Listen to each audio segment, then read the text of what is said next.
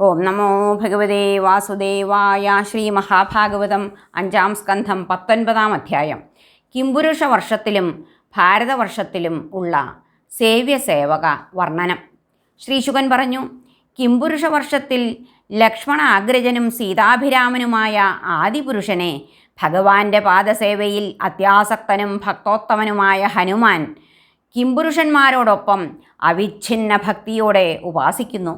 ഗന്ധർവന്മാരാൽ സർവദാ സങ്കീർത്തിക്കപ്പെടുന്നതും പരമമംഗളപ്രദവുമായ സ്വസ്വാമിയുടെ മാഹാത്മ്യത്തെ ആർഷ്ടിഷേണൻ എന്ന വർഷാധിപനോടുകൂടി സാദരം കേൾക്കുകയും സ്വയം ഈ സ്തോത്രം ഹനുമാൻ തന്നെ കീർത്തിക്കുകയും ചെയ്യുന്നു. ഓം ശ്രേഷ്ഠങ്ങളായ ലക്ഷണങ്ങളും ശീലവും വ്രതങ്ങളും ഉള്ളവനും സംയതാത്മാവും സർവലോക ആദൃതനും സദ്ഗുണങ്ങൾക്കെല്ലാം നികഷോപലവും ബ്രാഹ്മണപ്രിയനും സർവേശ്വരനും ഉത്തമശ്ലോകനുമായ ഭഗവാനായിക്കൊണ്ട് നമസ്കാരം.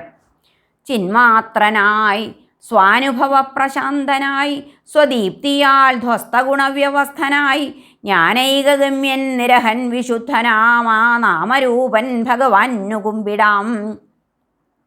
രക്ഷോവധം കേവല ലക്ഷ്യമല്ല നിന്മർത്യാവതാരത്തിന്, മർത്യശിക്ഷണം ലക്ഷ്യം വിഭോ. ചിന്മയനീശ്വരനു മറ്റുണ്ടാകുമോ പഗ്നി നിമിത്തമാമഴൽ.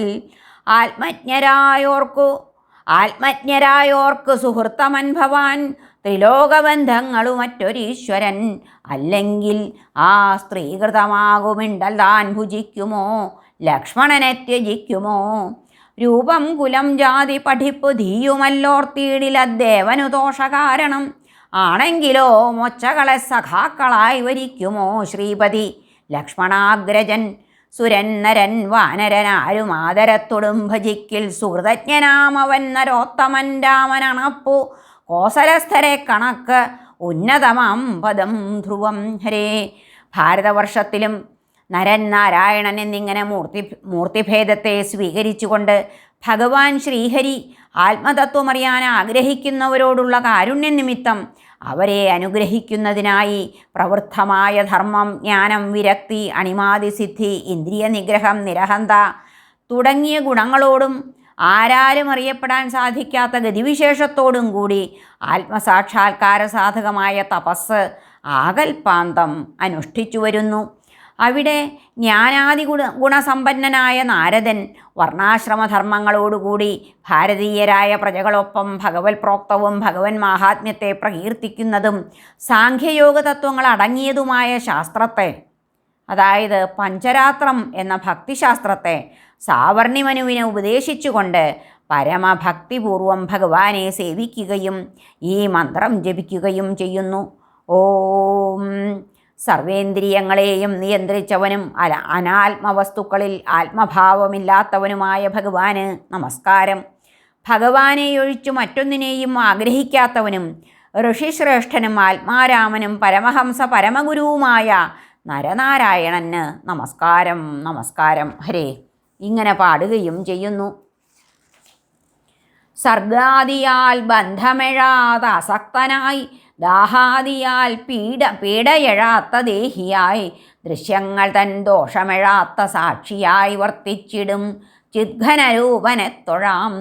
യോഗേശനാം നിർഗുണനാകും അങ്ങയിൽ ദേഹാഭിമാനത്തെ വെടിഞ്ഞു മാനസം സ്വമൃത്യുകാലത്തിഹ ചേർക്കുകെന്നു താൻ. ഹിരണ്യഗർഭേരിത യോഗ കൗശലം ഗൃഹാദി സംസക്തിയൊടൊത്തിഹത്തിലും പരത്തിലും ഭോഗസുഖം കുതിക്കുവോൻ. ജഡം ശരീരം വെടിയാൻ മടിക്കും ആ വിദ്വാന്റെ യത്നം നിഖിലം നിരർത്ഥകം.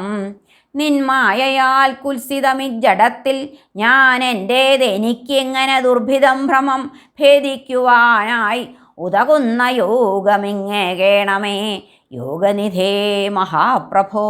ഹരേ. ഈ ഭാരതവർഷത്തിലും അനേകം ശൈലങ്ങളും നദികളുമുണ്ട്. മലയം, മംഗളപ്രസ്ഥം, മൈനാകം, ത്രികൂടം, ഋഷഭം, കുടകം, കൊല്ലകം, സഹ്യൻ, ദേവഗിരി, ഋഷ്യമൂകം, ശ്രീശൈലം, വെങ്കടം, മഹേദ്രം, വാരിധാരം, വിന്ധ്യൻ, ശുക്തിമാൻ, ഋക്ഷം, പാരിയാത്രം, ദ്രോണം, ചിത്രകൂടം, ഗോവർദ്ധനം, രൈവതകം, കകുഭം, നീലം, ഗോകാമുഖം, ഇന്ദ്രകീലം, കാമഗിരി എന്നിങ്ങനെ അനേകായിരം പർവ്വതങ്ങളും അവയുടെ കടിദേശങ്ങളിൽ നിന്നും പുറപ്പെടുന്ന എണ്ണിയാലൊടുങ്ങാത്ത നദങ്ങളും നദികളുമുണ്ട്. കേവലം നാമോച്ചാരണം കൊണ്ട് തന്നെ ആത്മശുദ്ധിയരുളുന്ന ഈ നദീനദങ്ങളിലെ ജലം ഭാരതത്തിലെ ജനങ്ങൾ സ്നാനപാനാദികൾക്ക് ഉപയോഗിക്കുന്നു.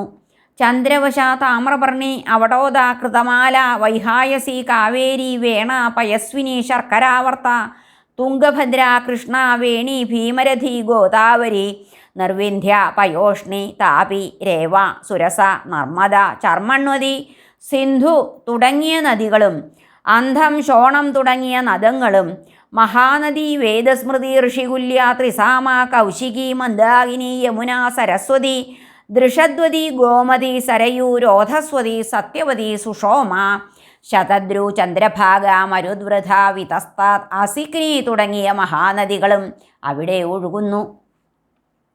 ഈ രാജ്യത്തിൽ ജന്മം ലഭിച്ച ആളുകൾ സത്വരജസ്തമോ ഗുണാനുരൂപങ്ങളായ പ്രാരബ്ധകർമ്മങ്ങളുടെ ഫലമായി സ്വർഗ, നരക, മനുഷ്യലോകാദിയെ പ്രാപിക്കുന്നു. വർണ്ണാശ്രമാചാര അനുസൃതം പ്രവർത്തിക്കുന്ന ഏവർക്കും ഒടുവിൽ മോക്ഷവും സിദ്ധിക്കുന്നു.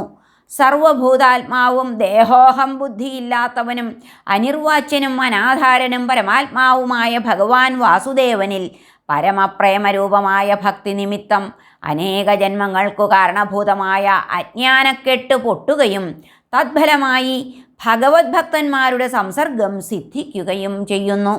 ദേവന്മാർ ഇങ്ങനെ കീർത്തിക്കുന്നു: അഭാരതത്തിങ്കൽ മുകുന്ദസേവനോപായം നിർജന്മത്തയണഞ്ഞിടാൻ തഥാ ഹരിപ്രസാദത്തിനുമെന്തു പുണ്യം അജ്ജനം സ്വയം ചെയ്തത്.